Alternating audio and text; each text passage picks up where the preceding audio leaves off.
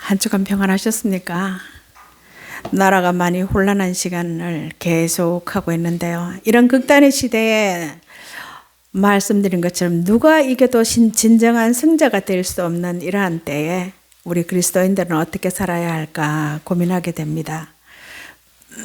CCC를 설립한 김준곤 목사님이 이런 말씀을 하셨다고 해요. 자기 정의에 대해 겸손하라. 자기 정의를 절대화하지 말라. 그것은 역사의 주인이신 하나님이 일하심을 믿고 하나님의 긍휼을 입은 우리는 온유함과 긍휼로 살라는 것이고, 이 온유함은 약함이 아니라 진정한 강함이다라고 합니다. 온유함은 주님의 성품이기도 하고요.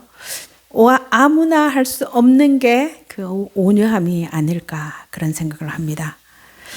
오늘 출애굽 이후 이스라엘은 시내산에서 하나님과 언약을 맺고 제사장 나라와 거룩한 백성이 될 것을 약속했어요.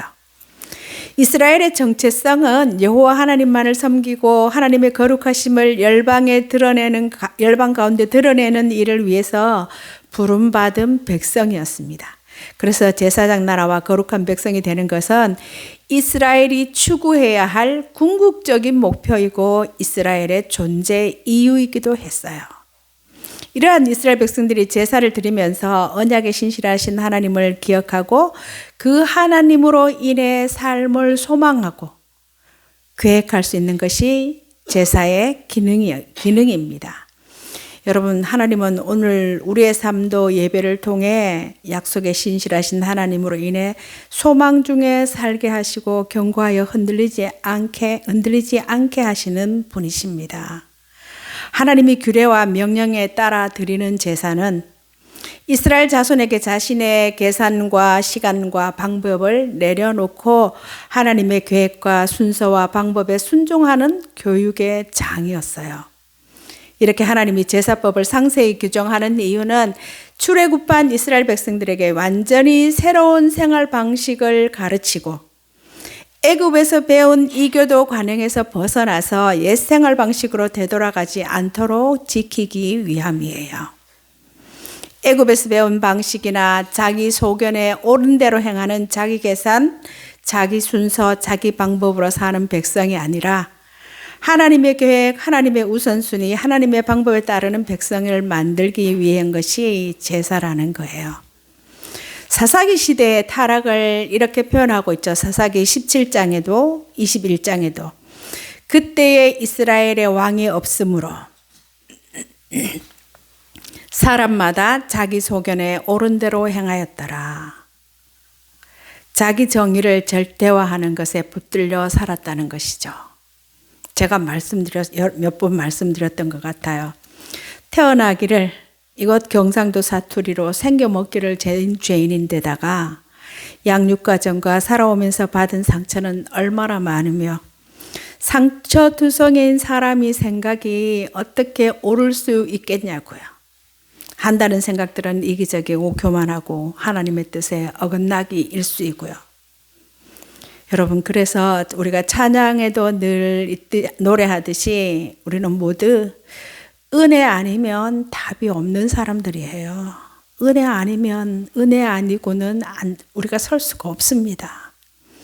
우리가 보았던 요수아가 이끄는 가나안 전쟁이 한시도 하나님께서 눈과 귀를 돌리고서는 이길 수 없는 전쟁이었던 것처럼 지금 우리도 하나님의 말씀을 읽고 묵상하며 살 때만 나는 내 하나님이 되고 너는 내 백성이 되리라 하신 언약 관계를 우리가 누릴 수가 있습니다. 여러분, 레위기 메시지는 성경신학에서 매우 중요해요. 왜냐하면 그것이 하나님의 백성이 어떻게 거룩하신 하나님께 나아가며 거룩하신 하나님과 관계를 유지할 수 있는가에 대한 기초적인 논점을 전해주고 있기 때문이에요. 레위기가 이해가 되지 않으면 거기에서 출발하지 않으면 예수님의 십자가 죽음이 해석이 되지 않습니다. 1장의 번제와 2장의 소제는 매일 아침 저녁 항상 드리는 제사라는 점에서 다른 제사들과 차이가 있어요. 구약의 5대 제사 중에 두 번째로 나오는 것이 오늘 소제인데요. 소제는 모든 번제와 함께 하나님께 드리는 감사의 선물입니다.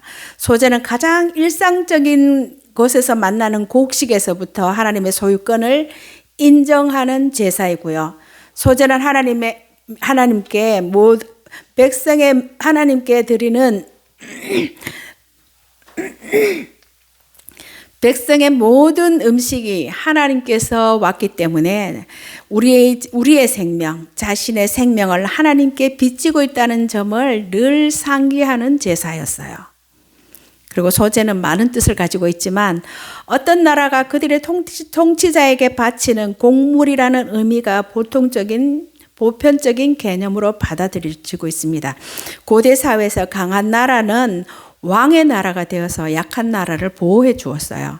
이때 약한 나라는 강한 나라의 신하가 되어서 예의를 지키고 조공을 바치게 되는데, 이렇게 약한 나라가 강한 나라의 보호를 받으며 드리는 조공으로 인해서 두 나라 간에 독특한 관계가 형성이 되고, 작은 나라가 큰 나라의 조공을 바치는 한 그 나라는 작은 나라를 작은 나라에 대한 보호가 계속 지속되었어요.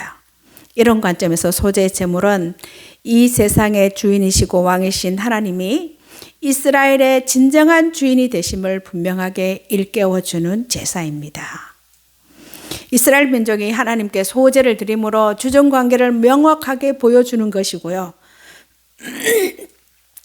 조공을 바치는 자는 조공을 받는 자에게 충성과 헌신을 다짐할 뿐 아니라 그를 자신의 주인으로 인정하고, 조공을 받는 자는 그의 백성된 자들에게 자기에게 조공을 바치는 자기의 백성이 되겠다고 자기를 왕으로 인정해주는 그 사람들에게 철저한 보호를 약속했어요. 마찬가지로 우리는 하나님과 언약을 맺은 언약 백성입니다. 하나님은 우리의 주님, 왕이 되시고 우리는 그분의 백성으로서 하나님께 예물, 소제를 드림으로 그 관계를 늘 확인하게 되는 거예요. 그런데 이 소제의 진정한 의미는 단순히 강한 왕이 우리를 보호해 준다는 그런 차원이 아니라는 것입니다. 번제는 어린 양의 피로 우리를 구원해 주신 것에 감사해서 헌신의 예배를 하나님께 올려드리는 것이라면, 이 소제는 우리를 위해서 자신의 몸을 내어주시고 살을 찢으신 왕에게 경배하고 그분의 왕권을 인정하는 거룩한 의미가 내포되어 있어요. 다시 말해서 자신의 몸을 생명의 떡으로 내어주시고 그의 몸을 찢으신 그분에게 경배하며 나아가는 예배를 의미합니다. 이는 곧 우리가 하나님의 소유된 백성이고 왕의 통치를 받는 백성이니 우리를 위해서 자신의 몸을 주시고 우리를 구원해 주신 그분께 감사와 영광의 예배를 올려드리는 것이 소제예요. 하나님은 모세에게 누구든지 소제 예물을 여호와께 드리려거든 고운 가루로 예물을 삼아 드리라고 명하시는데요. 소제란 곡물로 드리는 제사입니다. 그러나 곡물을 통째로 드리는 것이 아니라 고운 가루로 만들어야 하고 또 체에 져서 아주 부드러운 가루로 만들어서 드려야 하는데, 곡물이 고운 밀가루가 되기 위해서는 무엇보다 철저하게 분쇄가 되어야 했어요. 레위기에 나오는 두 번째 제사는 곡식 제사, 이 소제인데, 번제가 예수님이 친히 제물이 되어서 피 흘림과 그 헌신으로 모든 인류를 구원함에 대한 예배라면, 소제는 예수님이 그의 살을 찢으심과 몸을 나누어 주심에 대한 감사 예배라고 할 수가 있고요. 성경은 번제와 소제가 매일 성전에서 드려지는 제사로 모든 예배의 기본이 되는 것이라고 말씀하고 있어요. 번제와 소제는 예배의 중심적인 역할을 하는 것입니다. 하나님이 모세에게 이렇게 정성으로 준비된 소제물에 반드시 넣어야 할 몇 가지를 정해 주셨는데요. 그것은 바로 기름, 유향, 그리고 소금을 첨가하라 하셨어요. 이것들은 제물에 넣어도 되고 넣지 않아도 되는 선택적인 것이 아니라 반드시 첨가되어야 하는 강제 규정입니다. 이는 곡식이 빠지고 걸러지는 것만으로 충분하지 않고 이것들이 첨가되어야만 진정한 제물로 인정되도록 했던 것이에요. 소재는 가루를 낸 곡물에 기름과 유향을 섞어서 제단 위에 불태워 드리는 제사로서 번제처럼 향기로 하나님을 기쁘시게 하는 제사인데요. 곡식 가루를 가지고 제사 드리는 이 예배는 구약시대 5가지 제사 중에서 유일하게 피 흘림이 없는 제사와 제물이에요. 이 소재의 기름과 값진 유향을 더해서 드렸어요. 유향은 익히지 않는 고운 가루의 소재에만 쓰이는데 희생제사로 드려지는 소재에는 유향을 쓰지 않았습니다. 4절에서 10절 보면 다양한 종류의 소재가 나오는데요. 익힌 것으로 드리는 소재물에 대해서 4절부터 얘기하고 있습니다. 화덕에 구운 것, 철판에 붙인 것, 냄비로 만드는 소재물에 대한 이런 규정들인데요. 고운 가루와 기름을 섞기도 하고 기름을 바르기도 하고 기름을 부어서 가열하기도 했고요. 제사 드리는 사람의 형편이나 취향에 따라 굽기도 하고 부치기도 하고 삶기도 했습니다. 익히지 않는 고운 가루에는 비싼 유향을 첨가하게 했지만 익힌 경우에는 유향을 첨가하지 않아도 되었는데 당시 유향은 매우 비싸서 구하기가 쉽지 않았고요. 익힌 소재물에 유향을 쓰지 않은 것은 가난한 자들도 매일 제사를 드릴 수 있는 가난한 자들에 대한 배려일 것이라고 해석하고 있습니다. 곡식 제사는 레위기 5대 속죄제에서 5장의 속죄제에서도 곡식을 드리는 것을 볼 수가 있는데요. 비둘기조차 낼 수 없는 사람들이 곡식 제사로 속죄제를 드렸고요. 이처럼 소제는 곡식으로 드리는 제사는 가난한 자를 고려한 제사였어요. 11절에서 13절을 보면 소제에서 뺄 것과 소제에 더할 것이 나옵니다. 이것 역시 번제와 마찬가지로 제사의 핵심이 제물에 있기보다는 제사 드리는 사람의 마음과 순정에 있음을 보여주는 말씀이에요. 굽든지 찌든지 곡식을 가열하는 방식은 개인적인 선택의 여지를 두었지만 소재에 넣어야 할 것과 넣지 말아야 할 것에 대해서는 엄격하게 규정하셨어요. 하나님은 소재물을 준비하는 데 있어서 고운 밀가루에 감람류, 소금 그리고 향유를 반드시 넣으라고 말씀하시고 반면에 소재물에 절대 첨가되어서는 안 되는 2가지를 명령하셨는데 그것은 누룩과 꿀이에요. 제물에 누룩과 꿀은 첨가하지 말고 대신 소금을 함께 드려야 하는데 본문에는 정확한 그 이유가 언급되어 있지 않지만 성경의 다른 부분을 통해서 이유를 추측할 수가 있는데요. 누룩은 드려진 제물을 부풀리고 꿀은 제물 본연의 맛을 더 달게 강한 맛으로 만들어내는 역할을 하죠. 누룩은 곰팡이를 피워서 죽음과 부패로 이끄는 모습을 뜻하고요. 꿀은 이방인의 우상 숭배에 자주 사용되어서 이방 제사를 연상시킨다고 합니다. 그래서 누룩과 꿀은 죄의 확산과 부패, 타락을 의미한다고 해석하고 있어요. 반면에 소금은 어둠을 밝히는 빛처럼 부패를 막는 정결한 삶을 상징할 뿐만 아니라 변치 않는 언약을 떠올리게 하는 것입니다. 이런 금지 명령과 소금 명령을 통해서 동물보다 싸고 가벼운 곡식으로 드리는 제사라 하더라도 소재가 다른 제사에 비해 덜 중요한 것이 아니라는 것을 알 수가 있어요. 모든 소재물에 누룩과 꿀을 넣지 못하게 하셨어요.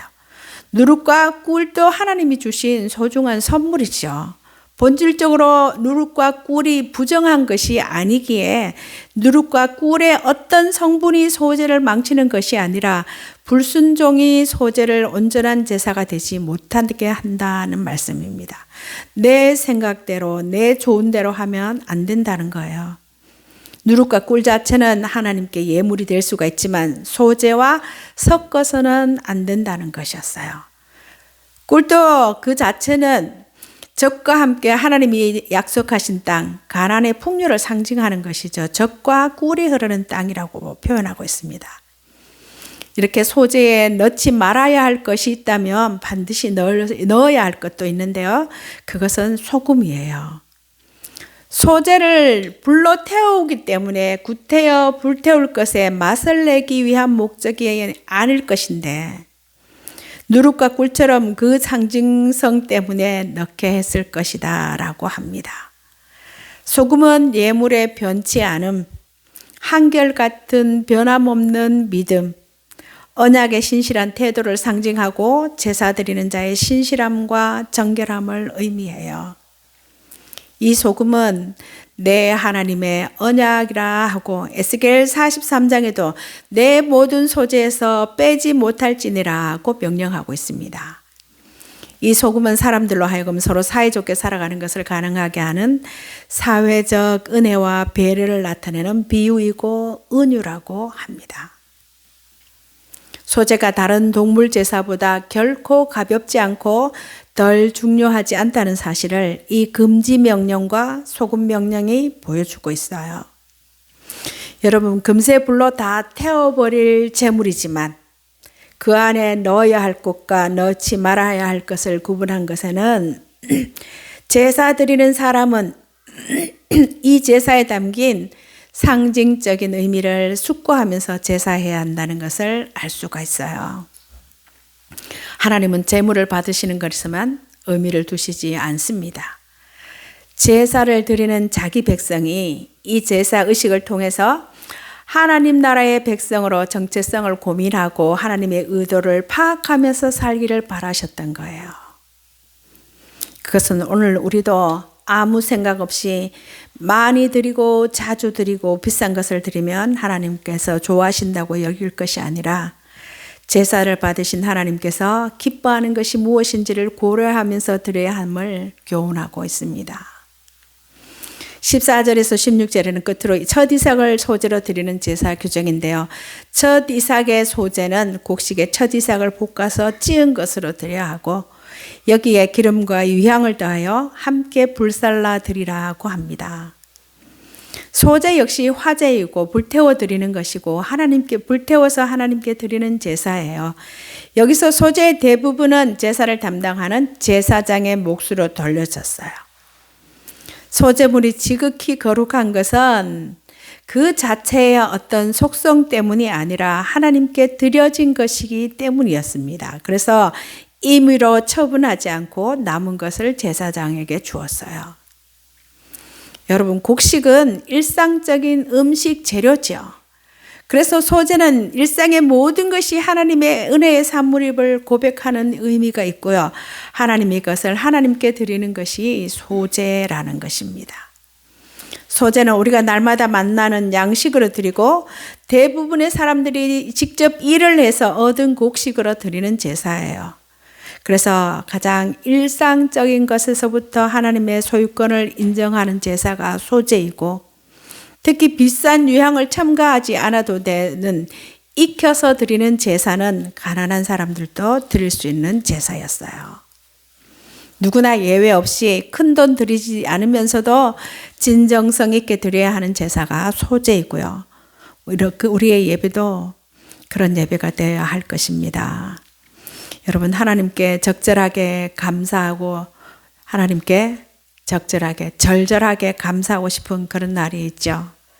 그때 좀 더 적극적으로 표현하고 감사하면서 살면 주님이 더 좋아하실 것이고 내 마음의 감사도 더 구체화될 수 있을 거예요.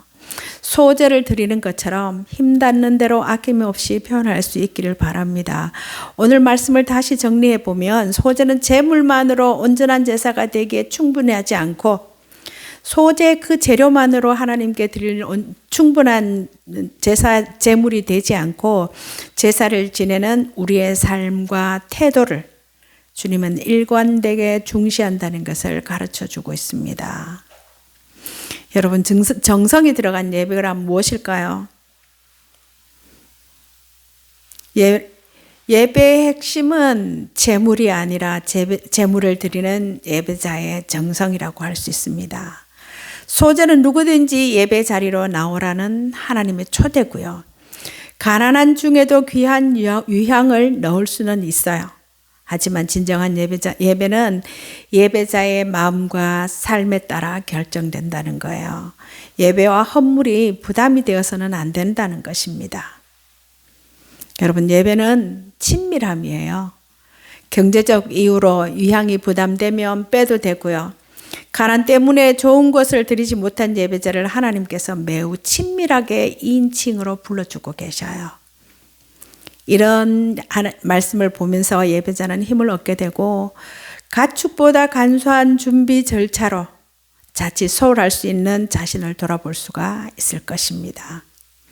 마지막으로 예배는 구별이에요. 소재물에 누룩과 꿀을 넣지 말라고 한 것은 누룩이 유월절 구원과 부패를 상징하기 때문이고요. 누룩에 부풀리는 기능은 과장이나 허세를 상징하는 것일 수 있어요. 꿀은 이집트의 풍요를 상징하는 것이고요. 반면에 소금은 한결같은 마음과 화목한 삶을 뜻합니다. 소재는 드리는 자의 태도에 대해서 다시 점검해 주고 있습니다. 번제와 마찬가지로 정성으로 하나님과의 친밀한 관계 속에서 하나님이 지시한 대로 드려야 했고요. 모든 이들에게 동일한 제물을 요구하지 않으신 것은 소나 양과 염소, 비둘기, 가루로 이렇게 모든 이들에게 동일한 제물을 요구하지 않으신 것은 그 제물보다 제사 드리는 자의 마음가짐을 더 중시하기 때문입니다. 첫 수확을 하나님께 드리는 것은 모든 소유가 하나님의 것임을 인정하는 것이고요.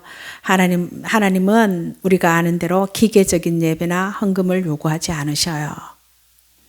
우리의 예배를 받으신 하나님은 눈이 있어도 보지 못하고 귀가 있어도 듣지 못하고 입이 있어도 말하지 못하는 그런 신이 아니고 살아계신 하나님, 우리를 너무나 잘 아시는 아버지십니다.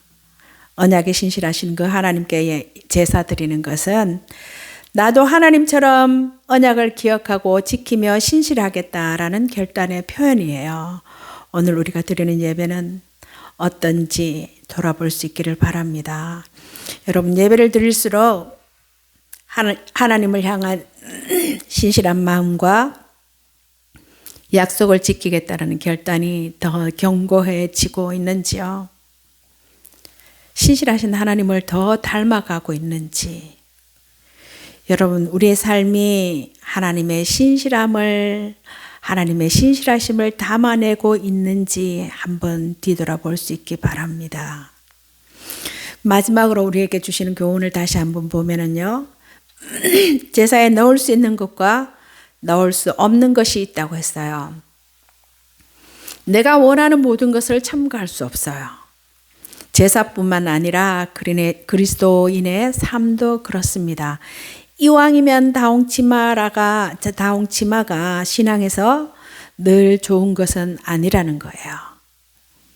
누룩과 꿀처럼 상황을 부풀리거나 가장해서 보기에 좋게 하는 것이 중요한 것이 아니라 소금처럼 변함없이 한결같은 마음과 믿음으로 하나님 말씀대로 살아가고 있는가가 중요합니다. 여러분, 우리는 SNS 등을 통해서 남들에게 어떻게 보이는가가 중요한 시대를 살고 있어요. 그래서 남들에게 보일 만한 사진 한 장을 찍으려고 돈, 시간뿐 아니라 심지어 목숨까지 거는 시대입니다. 보일 만한 것이 아니라 하나님이 보실 만한 것에 힘쓰시기 바랍니다. 여러분, 매일의 말씀 묵상은 우리로 하여금 바람에 나는 겨와 같은 존재로 살게 하는 것이 아니라 물가에 뿌리가 깊이 박힌 존재로 우리의 삶을 이끌어 갈 거예요. 이제 지금 사순절 둘째 주일을 지나는데요. 이 한 주간도 하나님의 말씀을 읽고 묵상하면서 그 뜻을 헤아려 하나님의 방식대로 살아가는 우리 성도들 되기를 간절히 바랍니다. 하나님 지금도 살아계시고요. 그분이 우리 아버지시고요. 우리의 예배를, 우리를 받으시기를 원하십니다. 기도하겠습니다.